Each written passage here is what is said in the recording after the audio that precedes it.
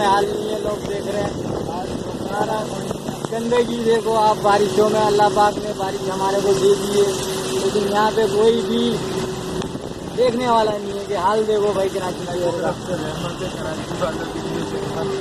छत भी नहीं बना रहे, देखो रोडों को देखो, आप खुद देखो भाई।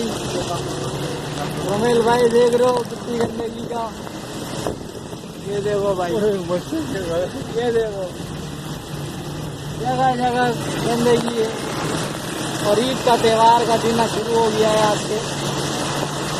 अरे भाई ये हाल है हमारे ग्राम में। वापसी आने का तुम सोचना भी नहीं, हम भी वहीं आ रहे हैं तुम्हारे पास गिरिक में भाई। हाँ बस भाई। और देखो ये देखो, ये देखो छोटे भी बने हुए साइडों में।